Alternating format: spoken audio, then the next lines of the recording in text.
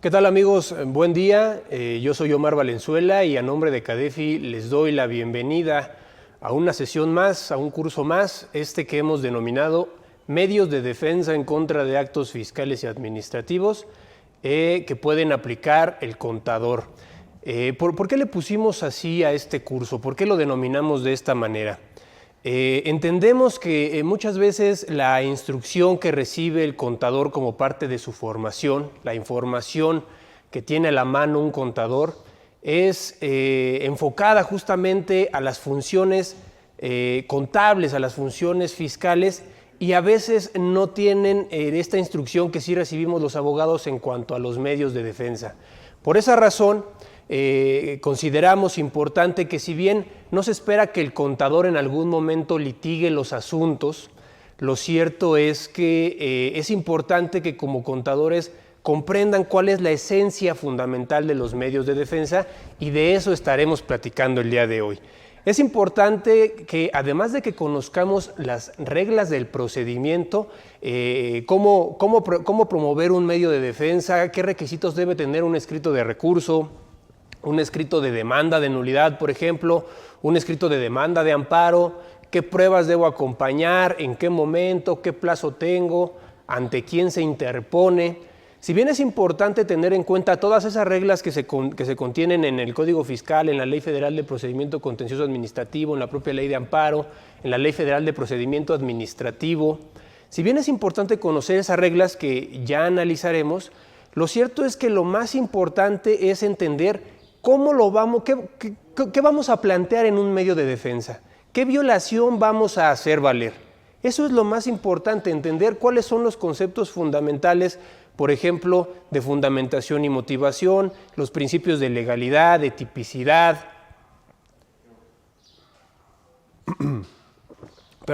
Entender, por ejemplo, cuáles son las resoluciones que podemos controvertir y en qué momento. Debemos de partir de la idea de que no todas las resoluciones son susceptibles de impugnarse, por más ilegales que parezcan, ¿no? Ya analizaremos y además lo aterrizaremos a casos en concreto cuáles son las resoluciones y en qué momento las podemos impugnar. Además, es importante que conozcamos cuáles son los derechos que tenemos como contribuyentes para finalmente acudir a defenderlos, identificar una violación a estos derechos. Si no conocemos, en principio, qué podemos hacer valer en un medio de defensa, pues pasa de alguna manera a segundo término que conozcamos que para el recurso de revocación tenemos 30 días y que lo tenemos que presentar mediante buzón tributario. Es importante conocer el tema de los plazos, como les decía, las reglas procedimentales y procesales, es importante conocerlas, sí, pero es más importante, yo considero incluso más importante que conozcamos qué es lo que vamos a hacer valer. ¿A qué se refiere particularmente la fundamentación y la motivación? Que son conceptos que tenemos a la mano, que son conceptos comunes, pero que a lo mejor si nos ponemos a analizarlos o si les pidiera que me ayudaran con una definición de fundamentación y motivación, pues bueno, quién sabe qué tan precisos podríamos ser en ese sentido.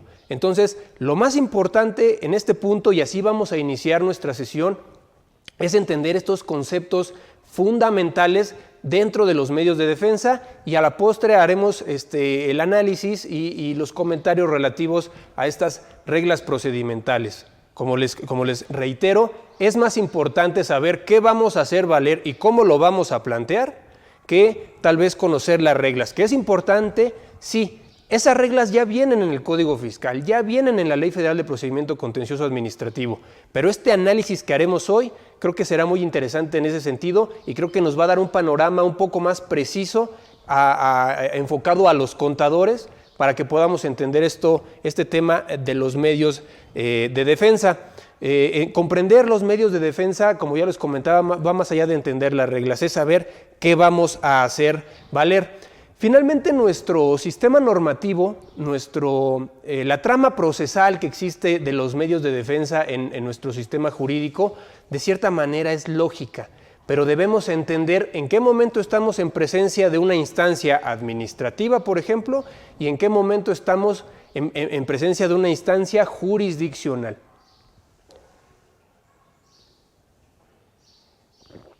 Y desde mi perspectiva, eso es lo primero que debemos entender. ¿En qué momento estamos en presencia de un recurso y en qué momento estamos en presencia de un juicio? Ahora, esta sesión la vamos a enfocar en los medios ordinarios de defensa, refiriéndonos particularmente a la procedencia del recurso de revocación, juicio contencioso administrativo federal, el recurso de revisión administrativa y algunos comentarios en relación a los recursos de inconformidad que se pueden promover ante el IMSS o ante el Infonavit.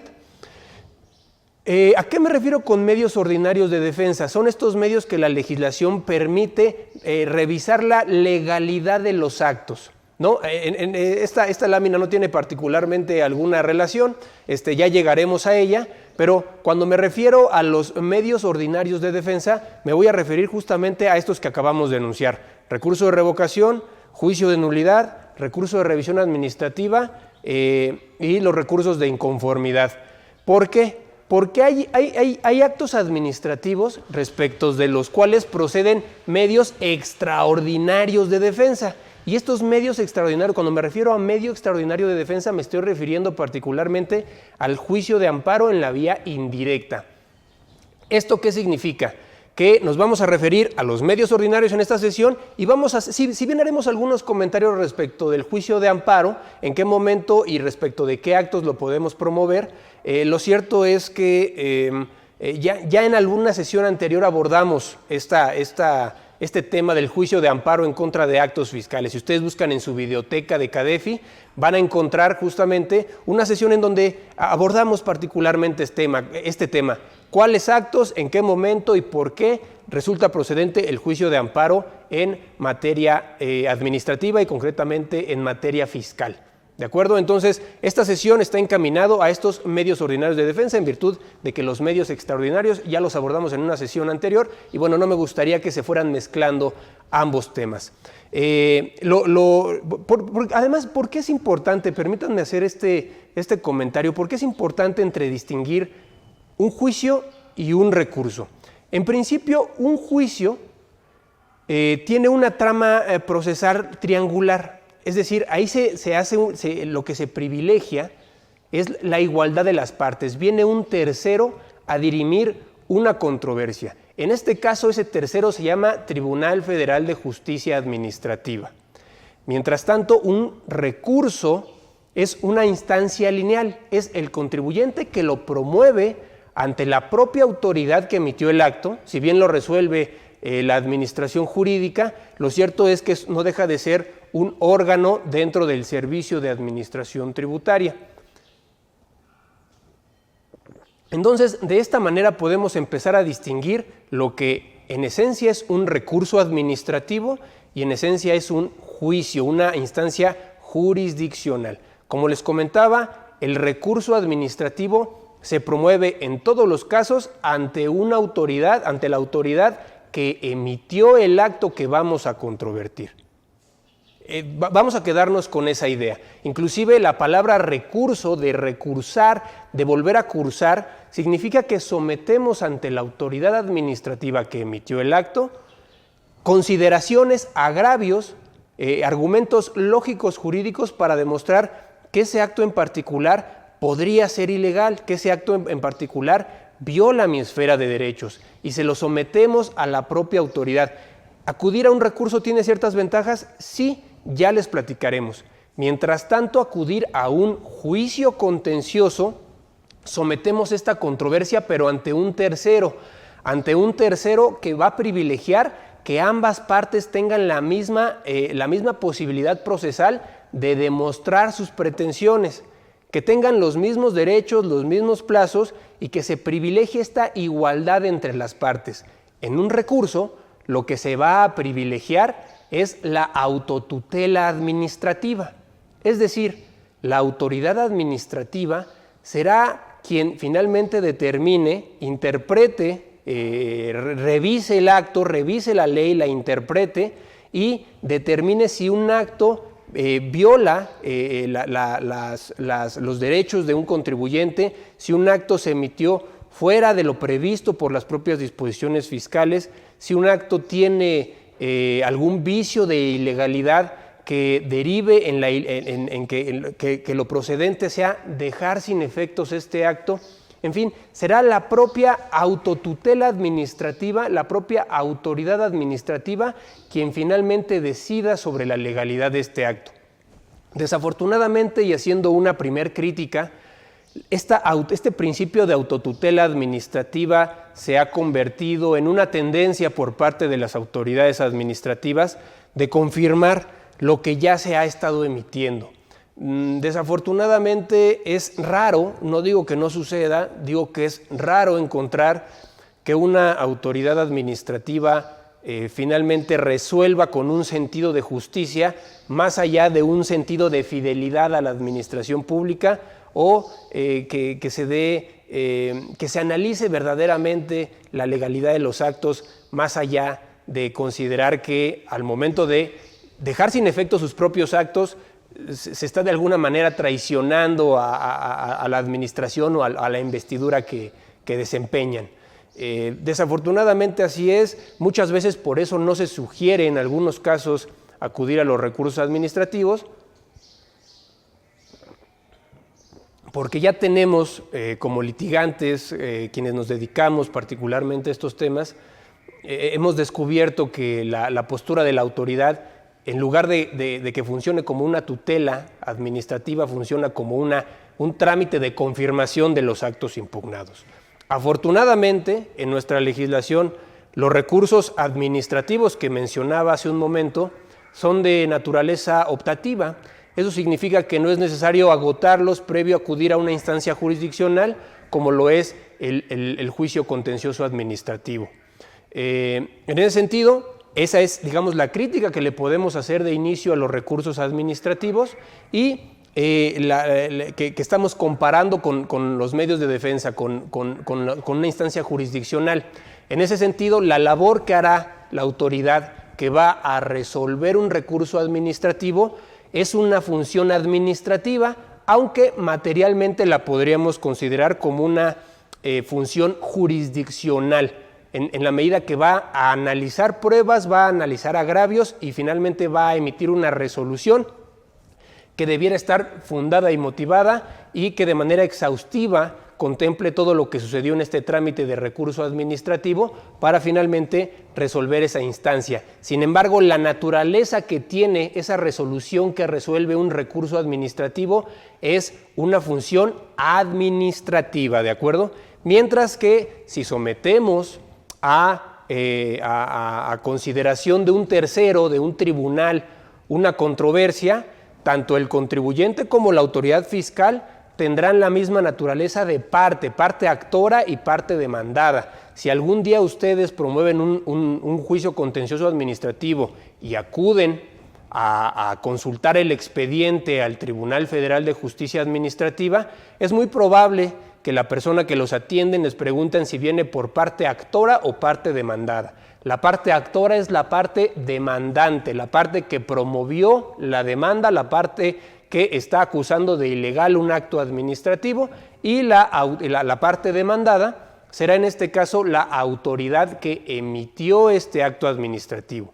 Y aquí, ahora sí ya, un tribunal hará una función jurisdiccional, conocerá de pruebas, de argumentos de ambas partes y finalmente dictará una sentencia, y esta sentencia sí tiene la naturaleza de un acto jurisdiccional, ya no es un acto administrativo, ¿de acuerdo? Eso es importante, aunque el análisis parezca muy simple, este análisis, estas cuestiones, esta información de la que estamos platicando nos va a dar ese panorama, ese criterio al momento de analizar la trama procesal de nuestros medios de defensa. ¿Y por qué lo comento?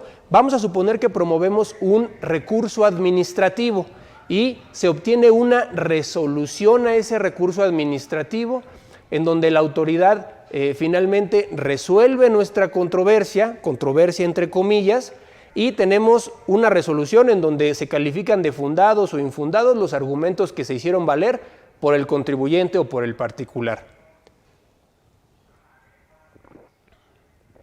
Esa resolución, en términos del artículo 1 de la Ley Federal del Procedimiento Contencioso Administrativo, es susceptible a su vez de impugnarse en un juicio contencioso. Por eso yo les decía que la trama procesal en nuestro sistema jurídico es lógica. Si nosotros estamos en un terreno administrativo, en sede administrativa, lo que se conoce como la justicia de ventanillas, lo lógico es que si no pude resolver mi tema en sede administrativa, pueda acudir a algún medio de defensa jurisdiccional.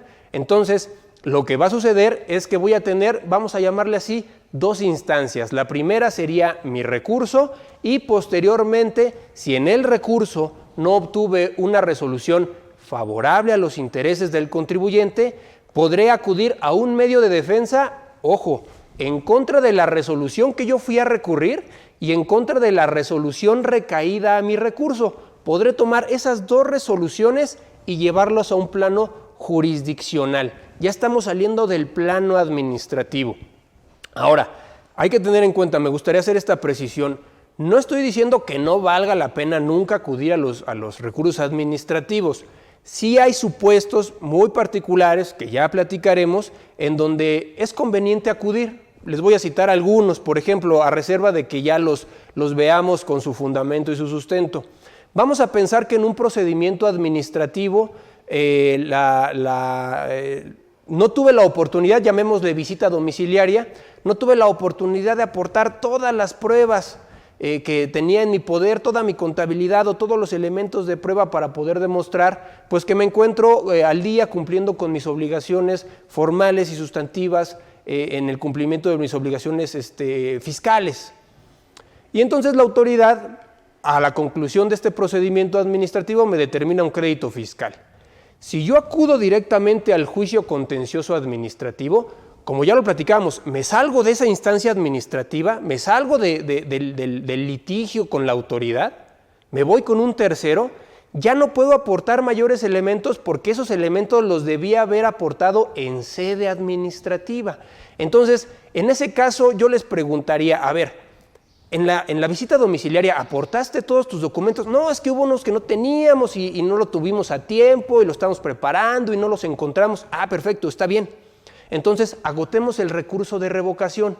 Oye, pero en el recurso de revocación lo más probable es que nos van a confirmar el acto. La autoridad confirma, es más, tú lo acabas de decir. Es correcto. Sin embargo, vamos a tener la oportunidad de en el recurso aportar nuestras pruebas. La autoridad fiscal tiene la obligación de valorarlos. Uno de los principios de los actos administrativos también es la exhaustividad, como sucede cuando se dicta una sentencia. Es decir, en un recurso administrativo, por más que la autoridad quiera confirmar el acto que emitió, es decir, reconocer la validez y la subsistencia de ese acto, tiene que valorar todos los argumentos que hizo valer el contribuyente y además valorar todas las pruebas que también ofreció y exhibió durante el procedimiento, durante el trámite del recurso de revocación. Entonces, ahí le estamos atribuyendo esa carga a la autoridad fiscal para que revise esa información.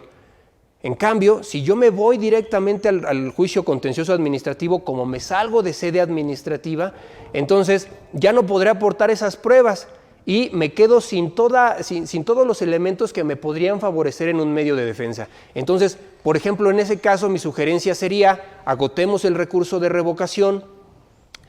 Independiente, vamos a pensar que la autoridad en recurso de revocación estudia mis argumentos, estudia mis pruebas y confirma el acto. Dice, este acto, este crédito fiscal continúa subsistente, se reconoce la legalidad de este crédito fiscal. Ya lo platicábamos, entonces yo me llevo tanto el crédito fiscal como la resolución recaída al recurso de revocación y esas dos, ahora sí ya me las llevo al juicio contencioso administrativo. ¿Tuve una ventaja? Sí. No pude aportar mis pruebas en el procedimiento de visita domiciliaria, pero las aporté en el procedimiento de recurso de revocación. ¿La autoridad tiene la obligación de valorarlas? Sí. Y cuando lo llevemos al plano jurisdiccional, entiéndase juicio contencioso administrativo, el tribunal ahora sí va a tener todas las pruebas. Caso contrario, si nosotros nos vamos directos, si nos faltaron pruebas para ofrecer en el procedimiento administrativo, el que sea, el del 17H bis de restricción temporal, el de cancelación de sellos, el del artículo 69B, en el de la verificación de domicilio, en fin, todos esos procedimientos que tiene la autoridad fiscal, obviamente facultades de comprobación, artículo 42 del Código Fiscal de la Federación. Si me faltaron elementos de prueba que no conseguí, no tenía, no se me ocurrió aportar, es más, como no sabía y además no estuve bien asesorado, no aporté nada, ¿no? Se me fue, inclusive hasta me multaron por no aportar información. Entonces, por más que yo quiera llevar esta resolución a un plano jurisdiccional, pues ¿qué voy a demostrar? No voy a poder demostrar nada, no tengo pruebas. Entonces, en esos casos en particular, por ejemplo, vale la pena agotar primero el juicio contencioso administrativo previo a el juicio de revocación previo al juicio contencioso administrativo.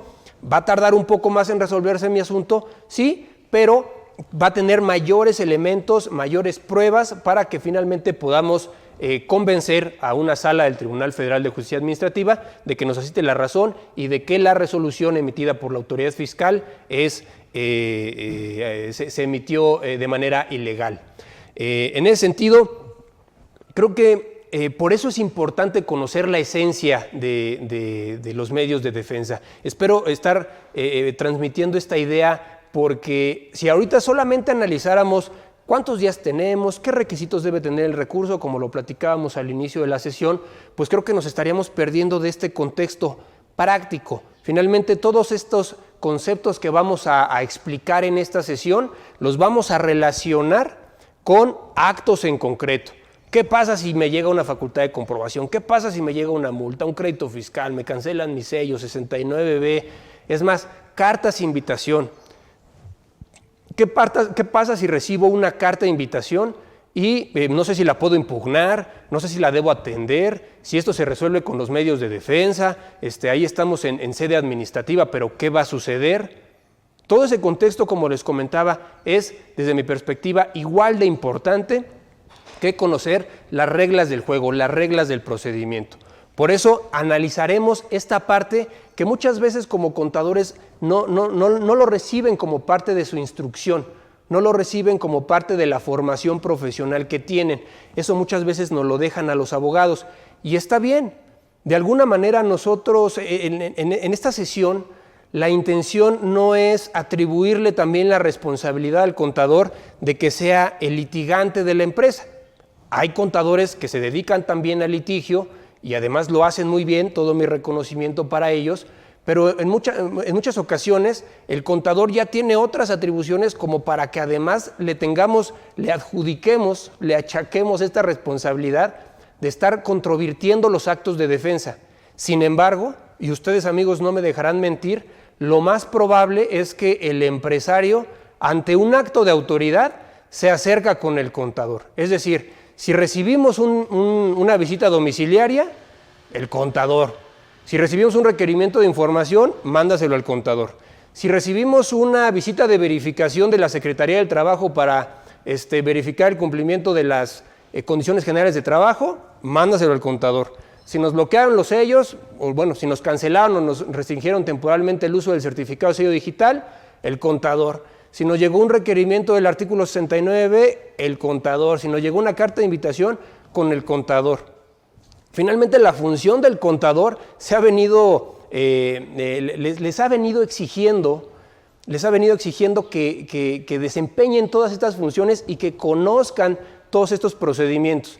Me están comentando aquí mis amigos de CADEFI que inició la transmisión en Facebook. Agradecemos a la gente que nos pueda estar acompañando. Yo soy Omar Valenzuela y hoy estamos platicando de los medios de defensa aplicables por el contador en 2022. Ojalá que ustedes y sus familias se encuentren muy bien, les mandamos un saludo y qué mejor que puedan enriquecer esta sesión con sus preguntas y sus comentarios que serán sin duda bienvenidos. Estábamos comentando justamente de cuál es la posición del contador con relación a los actos de autoridad y qué tanto se le exige al contador. Además de que, pues bueno, tiene que hacer sus funciones propias de contador, llevar la contabilidad, cumplir con obligaciones fiscales. Muchas veces lo agarran hasta de oficial de cumplimiento, ¿no? En términos para cumplir con las obligaciones de la Ley Federal para la prevención e identificación de operaciones con recursos de procedencia ilícita, esta famosa ley antilavado. Pues ¿a quién agarramos de oficial de cumplimiento? Pues muchas veces agarramos al contador. Para gestionar los temas de recursos humanos y nóminas, el contador. Si tenemos que despedir a un trabajador, pues el contador. Muchas veces el contador funciona hasta como comisario de las empresas. Si queremos un consejo, una asesoría de negocios financiera, el contador. Cumplimiento de obligaciones, el contador. Y lo que reciba el empresario o lo que reciba la empresa relativo a actos de autoridad, ya sea actos de autoridad fiscal o actos de autoridad administrativa, créanme que lo más probable es que se lo manden al contador. Ya probablemente el contador lo manda con un abogado o lo manda con algún otro experto que conozca, pero de inicio se los van a mandar a ustedes, amigos contadores. Ustedes van a ser o son ese primer frente con el que se apoya el empresario para decir, a ver, contador, ¿qué hago? ¿No? Esperando que el contador sepa pues, de derecho administrativo, de cumplimiento de obligaciones fiscales, de planeación fiscal, de derecho laboral. Muchas veces hasta hacer la cobranza ponen a hacer a los contadores, ¿no? Y bueno, no me dejarán mentir, depende también mucho de la empresa, pero bueno, son funciones que muchas veces se exigen o se atribuyen a los contadores. Y entonces ustedes me podrán decir, bueno, y aparte tengo que conocer este tema de medios de defensa. Bueno, probablemente la función del contador no se le va a exigir como parte de sus atribuciones que sea quien litigue estos asuntos, pero qué mejor que podamos conocer los conceptos esenciales que tienen que ver con los medios de defensa. Ya lo platicábamos y perdón que sea tan reiterativo en esta parte, que son tan importantes, que este análisis que vamos a hacer es tan importante como conocer las reglas. Puedo conocer que para el recurso de revocación tengo 30 días para promoverlo. Pero pongamos un ejemplo para poder demostrar qué tan importante es este análisis del que estoy platicando.